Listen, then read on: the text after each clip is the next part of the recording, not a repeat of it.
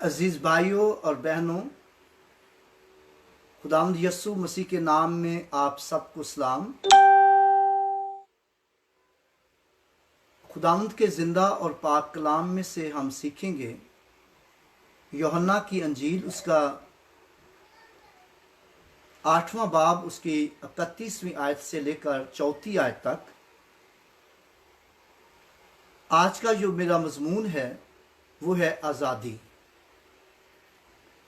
जब यस्सु मसीह इस रूए ज़मीन पर हमारी तरह मुनादी करता था, वो अंधों की आंखें खोलता, कोढ़ियों को पाक साफ करता और मुर्दों को जिंदा करता था, और हर तरह की कमज़ोरी से और हर तरह की बीमारी से वो लोगों को आज़ाद करता था और बदरू गिरफ्तार लोगों को बदरूहों से आज़ाद करता था। और जब बहुत से लोगों ने यस्सु मसीह के इन कामों को देखा और यस्सु के कलाम को सुना, तो वो यस्सु मसीह पर ईमान लाए। तो यहां पर यूहन्ना की अंजील उसके 8वें बाब की 31वीं आयत में लिखा है, बस यस्सु ने उन यहूदियों से कहा जिन्होंने उसका कलाम कबूल किया था, जिन्होंने उसका यकीन किया था, और अगर तुम मेरे कलाम पर कायम रहोगे तो हकीकत में मेरे शागिर्द ठहरोगे और सच्चाई से वाकिफ होंगे और सच्चाई तुमको आजाद करेगी। यहां पर हम कितनी खूबसूरत बातें देखते हैं कि यस्सु मसीह ने उन यहूदियों से कहा जिन्होंने उसका यकीन किया था, और उनसे कहा अगर तुम मेरे कलाम पर कायम रहोगे तो मेरे शागिर्द ठहरोगे। याद रखें कि वो लोग जो यस्सु के कलाम पर कायम रहते हैं और वो यस्सु के शागिर्द ठहरते हैं, जो यस्सु के कलाम पर कायम रहते हैं वो यस्सु के शागिर्द ठहरते हैं। और फिर अगले हिस्से में लिखा है सच्चाई से वाकिफ होंगे तो सच्चाई तुमको आजाद करेगी। और वो लोग जो सच्चाई से वाकिफ होते हैं, सच्चाई पर कायम रहते हैं, सच्चाई के मुताबिक चलते हैं, और वो आजादी की जिंदगी हासिल करते हैं, और वो आजादी की जिंदगी हासिल करेंगे। जरूर है कि हर मर्दोजान जो है वो सच्चाई से वाकिफ हो और आजादी की जिंदगी हासिल करे। और फिर अगले हिस्से में हम देखते हैं 33 आयत में, उन्होंने उसे जवाब दिया हम तो इब्राहिम की नस्ल से हैं और कभी किसी की गुलामी में नहीं रहे, तू क्यों कर कहता है कि तुम आजाद किए जाओगे। यहां पर हम देखते हैं कि कितना बड़ा उनको फख्र था। यह बड़ी फख्र की बात है कि हम इब्राहिम की नस्ल से हैं, तो इब्राहिम की नस्ल से हैं। और फिर कितनी फख्र की बात है कि हम तो कभी किसी की गुलामी में नहीं रहे। और ये फख्र होना ये बहुत बड़ी बात है, अच्छी बात है कि हम इब्राहिम की नस्ल से हैं, इब्राहिम की नस्ल से। मुबारक वो लोग हैं जो इब्राहिम की नस्ल से हैं, क्योंकि खुदावंद खुदा ने इब्राहिम से ये कहा था कि मैं तेरी नस्ल को समुंदर के रेत के जर्रों की तरह और आसमान के सितारों की तरह बढ़ाऊंगा और उनको बरकत दूंगा, और कौमें तेरी नस्ल के वसीला से बरकत पाएंगी। और इब्राहिम की नस्ल होना, इब्राहिम की नस्ल कहलाना, ये कितनी बड़ी फख्र की बात है। जो वो यहां पर कह रहे हैं। हम तो इब्राहिम की नस्ल से हैं, हमने कभी किसी की गुलामी नहीं की। और उन्होंने ये कहा, तू क्यों कर कहता है तुम आजाद किए जाओगे।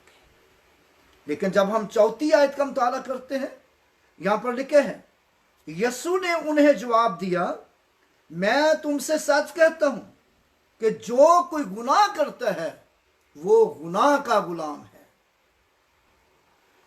मेरे भाइयों और बहनों, हर शख्स जो गुनाह करता है, जो गुनाह में जिंदगी गुजारता है, वो गुनाह का गुलाम है, गुनाह का गुलाम है। तो यीशु मसीह ने जो यहां जिक्र किया, गुनाह की गुलामी का जिक्र किया, कि सच्चाई से वाकिफ होंगे तो सच्चाई तुमको गुनाह की गुलामी से आजाद करेगी। सच्चाई तुमको गुनाह की गुलामी से आजाद करेगी। और गुनाह की गुलामी का नुकसान क्या है?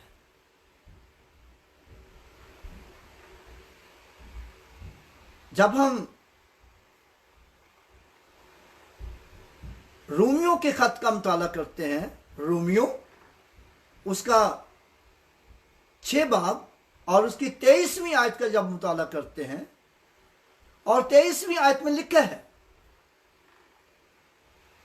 गुनाह की मजदूरी मौत है, मगर खुदा की बख्शिश हमारे खुदाम यीशु मसीह में हमेशा की जिंदगी है। और वो शख्स जो सच्चाई से वाकिफ होगा वो आजादी हासिल करेगा और वो हमेशा की जिंदगी पाएगा। जो शख्स सच्चाई से वाकिफ होगा वो आजादी हासिल करेगा और वो हमेशा की जिंदगी पाएगा। हालेलुया। जब हम गलतियों के खत का मुताला करते हैं, गलतियों का खत उसका 5वां बाब उसकी पहली आयत में लिखा है,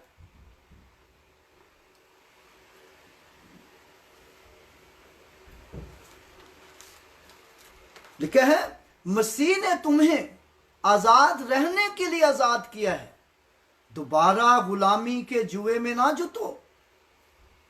मसीह ने तुम्हें आजाद रहने के लिए आजाद किया है, बस कायम रहो, दोबारा गुलामी के जुए में ना जुटो। इसका क्या मतलब हुआ? मसीह ने तुम्हें गुनाह से आजाद किया है।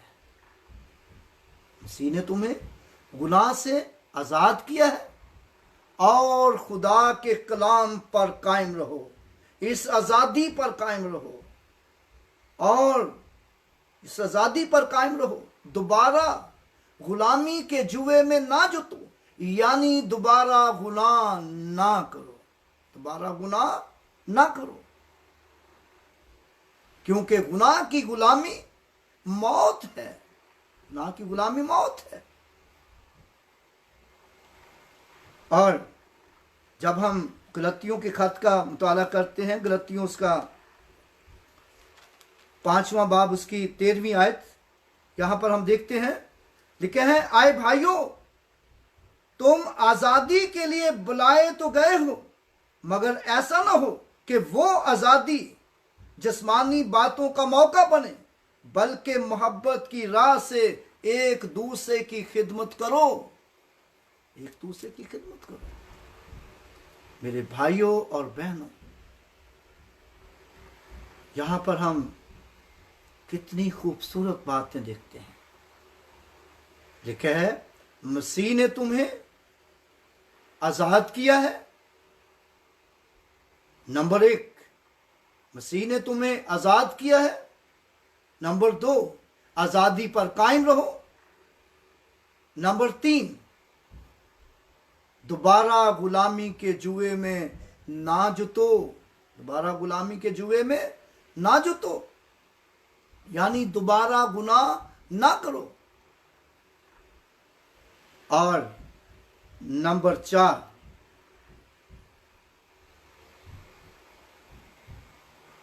ऐसा ना हो कि वो आजादी जिस्मानी बातों का मौका बने।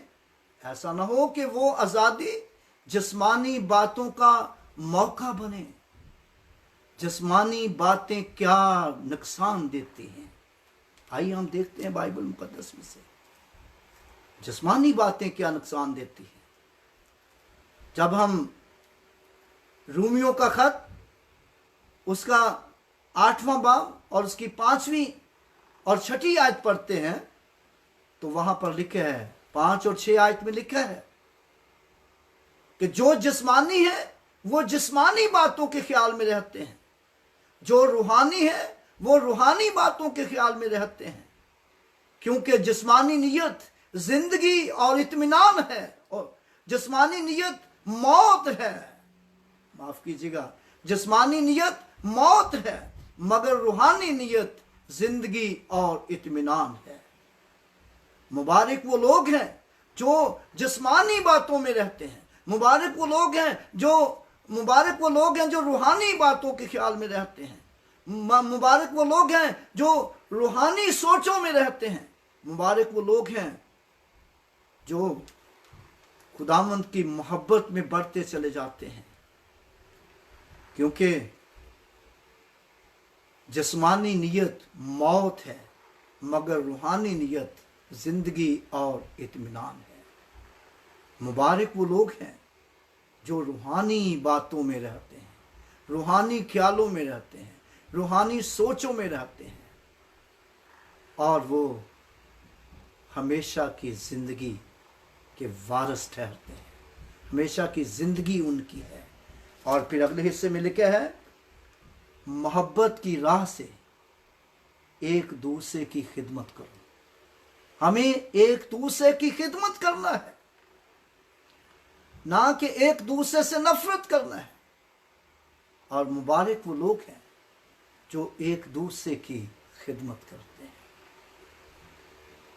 और बहुत दफा होता है कि हम कहते हैं कि हम खुदा की खिदमत करते हैं लेकिन एक दूसरे की खिदमत नहीं करते, बल्कि खिदमत करवाना पसंद करते हैं। खिदमत करते नहीं, लेकिन जरूर है कि एक दूसरे की खिदमत करें, एक दूसरे से मोहब्बत रखें और एक दूसरे की खिदमत करें। लेकिन जब हम पतरस के खत का मुताला करते हैं, पहला पतरस और उसका दूसरा बाब, पहला पतरस उसका दूसरा बाब और उसकी जब हम 13वीं आयत से 17 आयत तक खुदा के कलाम को पढ़ते हैं तो यहां पर लिखा है,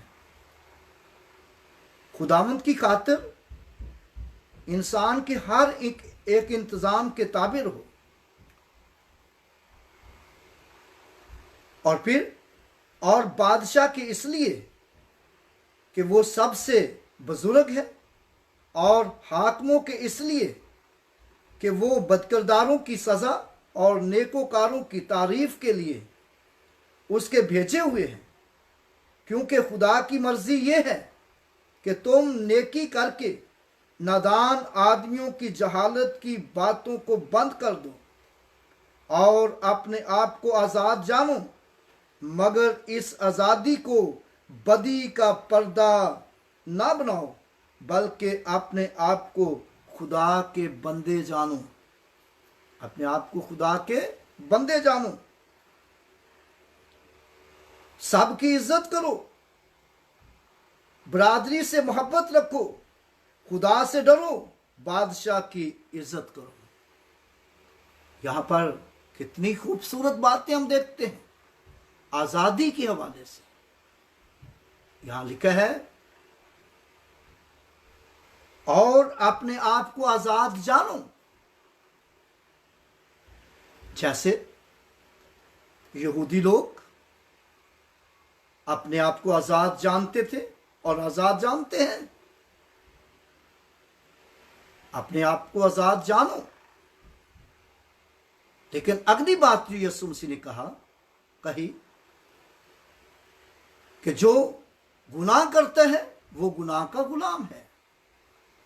जो बदी करता है वो बदी का गुलाम है, और गुनाह की गुलामी मौत है। इसलिए यहां पर लिखा है, अपने आप को आजाद जानो, मगर इस आजादी को बदी का पर्दा ना बनाओ। गुनाह ना करो, बल्कि यहां पर भी लिखा है सबकी इज्जत करो, सबकी इज्जत करो और बरादरी से मोहब्बत रखो। कितनी खूबसूरत बात है, सबकी इज्जत करो और बरादरी से मोहब्बत रखो। बरादरी दो तरह की है, एक तो मजहबी लेवल पर है और एक मुल्की लेवल पर है। मिसाल के तौर पर कोई क्रिश्चियन है, कोई मुस्लिम है और कोई हिंदू है, हिंदू बरादरी है, कोई सिख बरादरी है, और लेकिन दूसरी मुल्की बरादरी है कि हम खा हिंदू हैं, खा मुसलमान हैं, खा क्रिश्चियन हैं, खा किसी भी कौम से ताल्लुक रखते हैं, एक मुल्क में रहते हैं और एक बरादरी और एक कौम है। मिसाल के तौर पर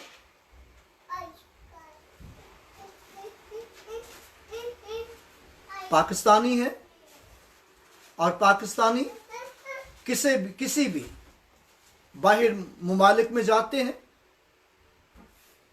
और वहां पर कहीं ये नहीं कहा जाता कि ये फलां क्रिश्चियन है, फलां मुस्लिम है, फलां हिंदू है, फलां सिख है, और ये कहा जाता है कि ये पाकिस्तानी है, ये पाकिस्तानी कौम से ताल्लुक रखता है। और इसी तरह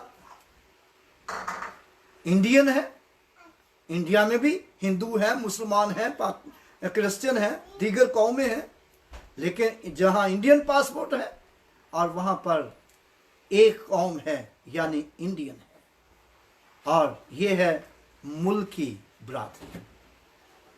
और यहां पर हम ये नहीं सीखते, या यहां पर ये नहीं लिखा हुआ कि जो क्रिश्चियन है वो क्रिश्चियन से मोहब्बत करे, जो हिंदू है वो हिंदू से मोहब्बत करे, जो मुसलमान है वो मुस्लिम से मोहब्बत करे, बल्कि यहां पर लिखा है सबकी इज्जत करो और बरादरी से मोहब्बत रखो। बरादरी से मोहब्बत रखो। आप एक मुल्क में रहते हैं, एक मुल्क के रहने वाले हैं, और सबकी इज्जत करो और एक दूसरे से मोहब्बत रखो, और ये आपको आज़ादी आपके लिए बाइस से बरकत बन जाएगी। अगर आपके अंदर तो फिरके हैं, जुदाइयां हैं, आपके अंदर बिदतें हैं, नुक्ताचीनियां हैं, आपके अंदर डिस्क्रिमिनेशन है, तासब है एक दूसरे के लिए, तो फिर आपको आज़ादी नहीं मिल सकती। आप आज़ाद नहीं हैं, बल्कि आप तो डिस्क्रिमिनेशन के, तासब के गुलाम हैं।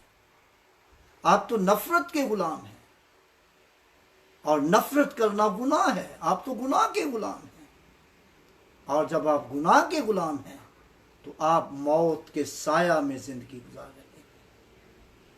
लेकिन सच्चाई से वाकिफ होंगे तो सच्चाई तुमको आज़ाद करेगी। और यही खुदा के कलाम में लिखा है कि अपने आप को आज़ाद जानो, मगर इस आज़ादी को बदी का पर्दा ना बनाओ, आप बल्कि अपने आप को खुदा के बंदे जानो। और मुबारक वो लोग हैं जो अपने आप को खुदा के बंदे जानते हुए एक दूसरे की इज्जत करते हैं, एक दूसरे से मोहब्बत रखते हैं। और फिर ये भी लिखा है खुदावंद की खातिर इंसान के हर एक इंतज़ाम के ताबे रहो। मुबारक वो लोग हैं जो अपने मुल्क के कानून के ताबे रहते हैं,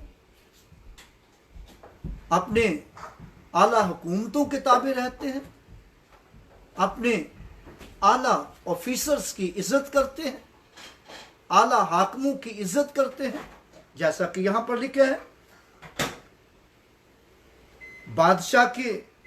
बादशाह के इसलिए कि वो सबसे बुजुर्ग है, और हाकिमों की इसलिए कि वो बदकारों की सजा और नेकोकारों की तारीफ के लिए उसके भेजे हुए हैं। किसके भेजे हुए हैं? खुदा के भेजे हुए हैं। वो किसके भेजे हुए हैं? हाकिम किसके भेजे हुए हैं? वो खुदा के भेजे हुए हैं। लेकिन किस लिए?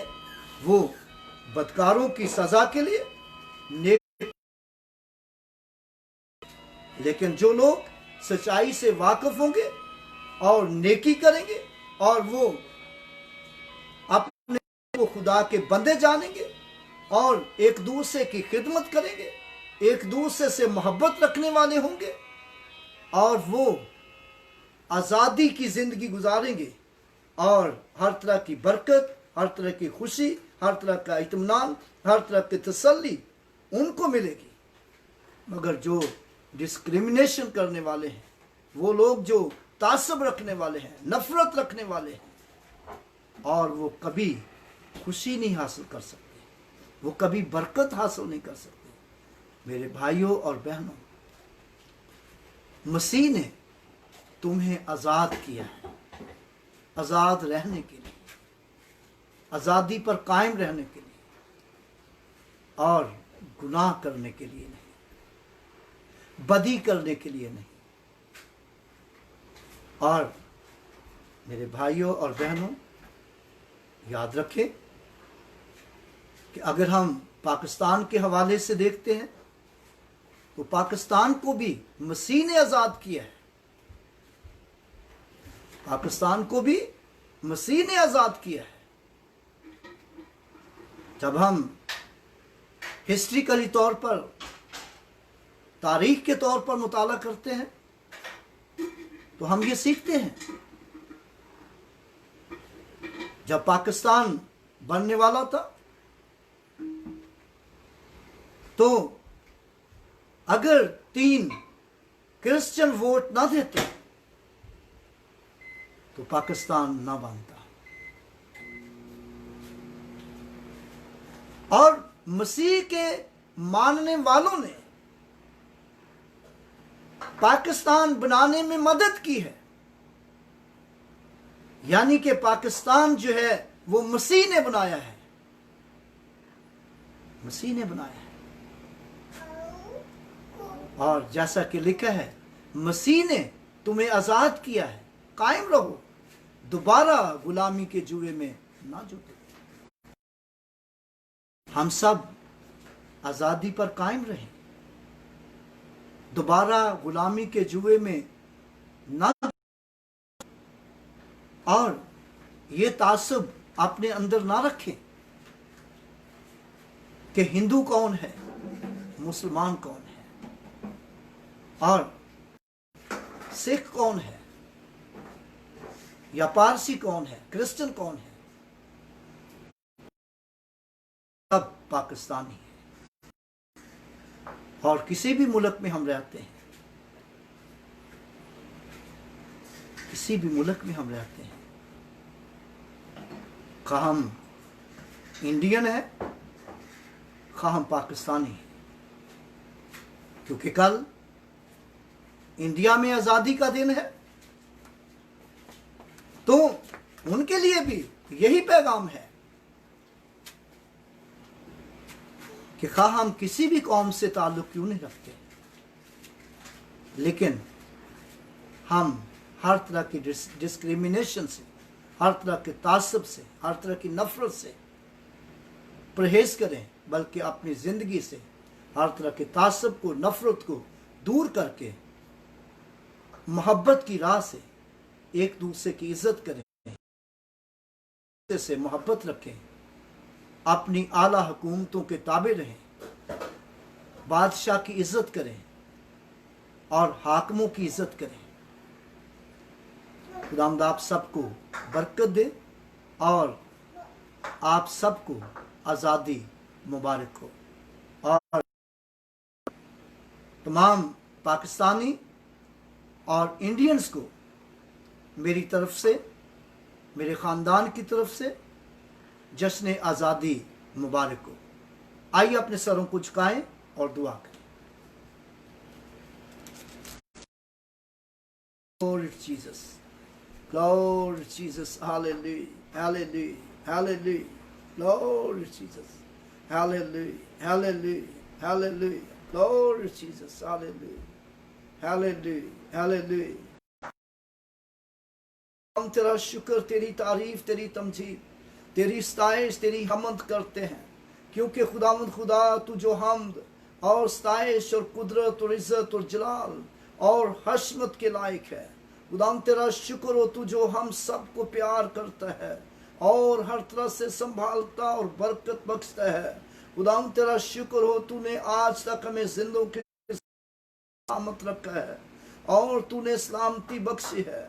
खुदावंद हमारे दिल तेरी शुक्रगुजारी से भरे हुए हैं। खुदावंद हम सिजदा करते हैं, क्योंकि खुदावंद तू ही सिजदे और ताज़ीम के लायक है। खुदावंद तेरा शुक्र, तेरी तारीफ हो खुदावंद पाक खुदा, तूने जो खुदावंद पाक खुदा हम सबको आज़ाद किया है और तूने आज़ादी बख्शी है।